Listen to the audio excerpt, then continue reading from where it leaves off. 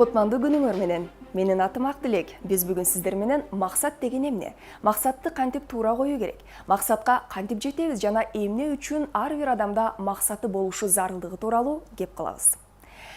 Көпчүлүк жашоодогу маанилүү нерселерге көңүл бурбай, агым менен жүрүп көнүп калган.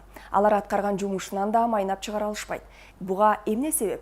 Себеби алар жашоодун эмне алары жөнүндө терең ойлонбой, алдыга конкреттүү максат кое алган эмес. Мисалы, сиз жолго чыгарда уч кыйры көрүнбөгөн белгисиз жол менен жүрбөйсүз да, туурабы? Максат коюу, идеалдуу келечекти камсыз кылууда абдан маанилүү процесс жана ошол идеалдуу келечекке жетүүгө өзүңдү шыктандыруу.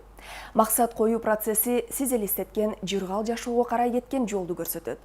Туура жана так коюлган максат сиз бардык аракеттериңиздин жыйынтыгы кандай болорун да болжолдуу түрдө билип турасыз. Ошондой эле максатка карай умтулууга тоскоолдук кылган нерселерди да айырмалап билип аласыз. Дүйнөгө таанылган спортчулар, ийгиликке жеткен ишкерлер, кыскасы бардык эле ийгиликтүү адамдар эң биринчи максат кое билишкен. А сиз максат койбой туруп ийгиликке жеткен адамды көрдүңүз беле? Максаттуу жашоо келечекке пайда. Максат койгондо жашоонун сиз каалаган эшиктери ачылат. Ага жетелип баруучу жол да көзгө урунат. Бул сиздин билим алып, убакытты үнөмдөөңүзгө негиз болуп берет.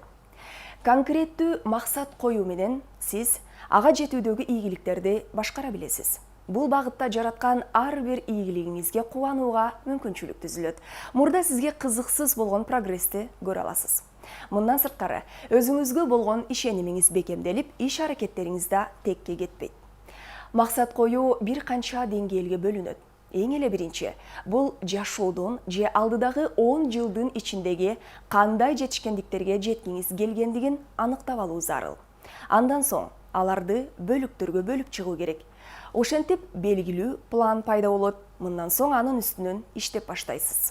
Мына ошол үчүн максат коюудан мурда жалпы эле жашоодон эмне алгыңыз келерин аныктап алуу абдан маанилүү.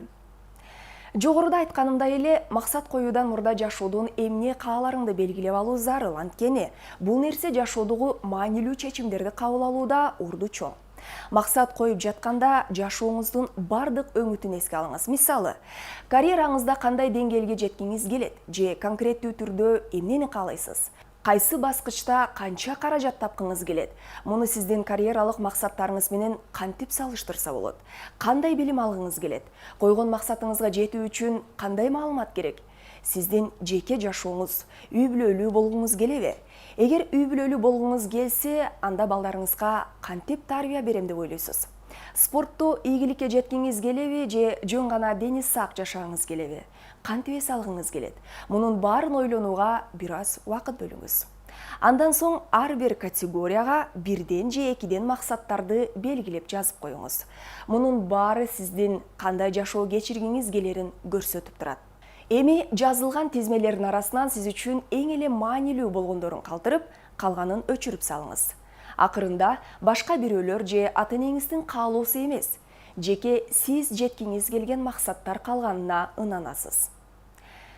Жашоодогу максаттарды аныктап алгандан кийин акыркы 5-7 жылга план түзүңүз.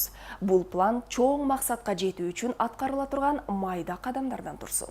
Мындан соң 1 жылдык, 6 айлык, 1 айлык жана андан да кыска убакытка планыңызды жазып чыгыңыз. Эми күнүмдүк планды даярдаңыз. Бул адабияттарды окуу же чоң максатка жетүү үчүн маалымат чогултуу болушу мүмкүн. Бир четинен бул жумуштар болбогон жоруктай көрүнүшү мүмкүн, бирок маанилүү. Алар сизди чоң максатка жетелеп барат. Эми өзүңүз тизмектеген планды дагы бир жолу карап чыгыңыз. Тизме чоң максатка жеткидей түрдө түзүлгөнүнө ынаныңыз.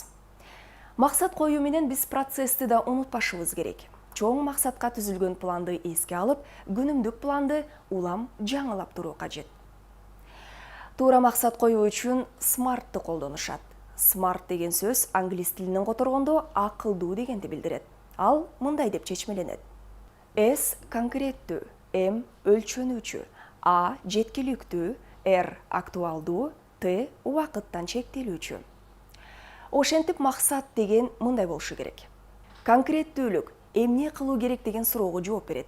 Демек, максат коюунун эрежелери. Конкреттүү, Конкретиканы колдонуу менен койгон максатты так жана даана көрүүгө болот. Мында эмне кылуу керек деген суроонун анык жолун божомолдоого да мүмкүн. Варианттары: эмнеге жетүү керек, каерде, качан, ким менен, кандай көлөмдө жана башкалар. Максат коюуда эки тараптуу маанини аңдаткан сөздөр колдонулбашы кажет. Өлчөнүүчү: өз максатыңа жеткениңди кантип билүүгө болот жана максатыңа канчалык деңгээлде жете алдың. Эгер өлчөп карай турган болсок, анда сандарды колдонуу керек. Ал эми сапат жагын карасак, анда максаттын калыптанышына көңүл буруу зарыл. Эгер белгилүү көрсөткүчтөр болбосо, анда аткарылган жумушка баа берүүгө мүмкүн эмес. Жеткиликтүү: мисалы, 1 жылдын ичинде профессионалдуу хирург болом деген максатка 1 жылдын аралыгында жетүү мүмкүн эмес. Бул жерде өзүңүздүн кесипкөйлүк жана жеке сапаттарыңызга кылдат көңүл бурууңуз керек болот. Ошону менен бирге эле жогорку деңгээлдеги план түзүп, анын үстүнөн талыкпай мээнет кылууга да эмнеге болбосун. Актуалдуу: кайсы жумуш болбосун, анын сизге пайдалуу жактарын талдап көрүү маанилүү. Сиздин аткарып жаткан жумушуңуз койгон максатыңызга жетүүдө канчалык деңгээлде пайдасы тиет. Андан сырткары, актуалдуулуктун жардамы менен максатка жетүүдөгү ар бир жасай турган кадамыңызды көзөмөлдөп турууга болот. Албетте, убакыт чектелүү. Максатка жетүү убактысында тактап коюу маанилүү. Мисалы, 1 декабрдан 5 мартка чейин дегендей.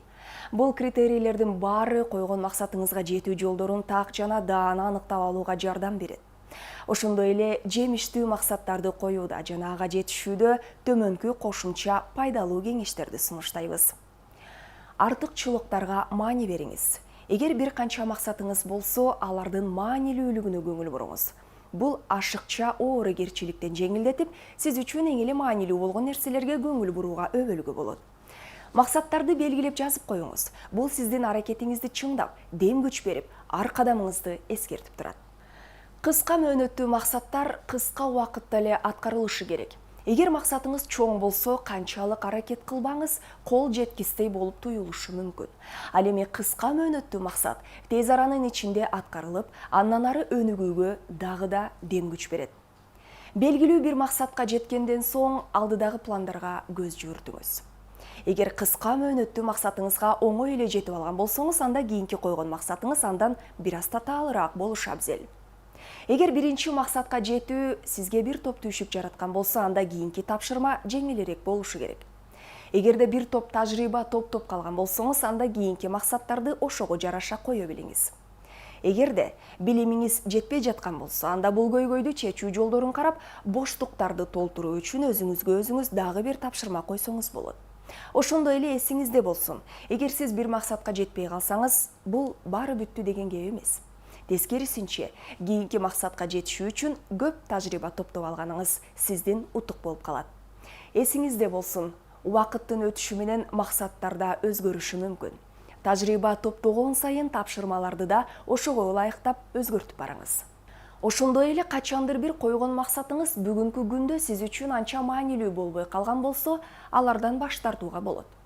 Эми конкреттүү бир мисалды карап чыгабыз. Элестетип көрөлү. Сиз 1 класстагы хирург болууну максат кылдыңыз. Бул узак мөөнөттүү максат. Демек, кандай кылабыз? Бул чоң максатты майда бөлүктөргө бөлүңүз. Тажрыйбалуу адис болуу үчүн жакынкы 7 жыл аралыгында билим алышыңыз керек. Мына ушул сиздин максатыңыз. Жакынкы жылдарда мектепти ийгиликтүү аяктап, жогорку окуу жайга өтүү зарыл. Максатты майда бөлүктөргө ажырата билебиз. Мектепти ийгиликтүү аякташ үчүн ар бир айга тапшырма беребиз. Сиз күн мурунтан өтүлө туруучу темаларды карап чыгып, өзүңүздүн планыңызга киргизиңиз. Болочоктогу дарыгер үчүн кайсыл сабактар маанилүү? Албетте, биология менен химия.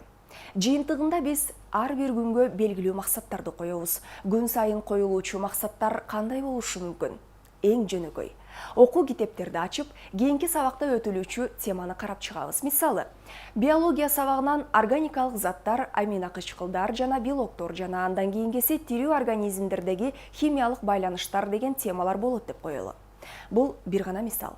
Демек, күнүмдүк тапшырмалар айларга, керек болсо жылдарга коюла баштайт. Ошентип, бир эле сабактан болжол менен 30дан 50ге чейин теманы окуп чыгуу керек болот. Бул жөнөкөй эле көрүнгөнү менен 1 класстагы хирург болуу үчүн абдан маанилүү. Дагы бир нерсе. Дарыгер болом деп эле эсептелүү сабактар менен чектелип калбаш керек. Мектепте окутулуучу бардык сабактар бири-бири менен тыгыз байланышып, бири-бирин толуктап турат. Бирок сиз тандаган кесипке байланыштуу сабактарга өзгөчө көңүл буруңуз, анткени бул сиздин келечекке койгон максатыңыз менен байланыштуу. Ошентип биз бүгүн ар бир адамдын жашоосундагы абдан маанилүү суроолорду талдадык. Максат коюу жана ага жетишүү. Бул тасманы көргөндөн соң азыртан баштап максаттарыңыз жөнүндө ойлонуп, конкреттүү кадамдарды жасап баштайсыз деген ишенимдемин. Көңүл бурганыңыздар үчүн чоң рахмат. Бардык максаттарыңызга жетиңиз. Ийгилик.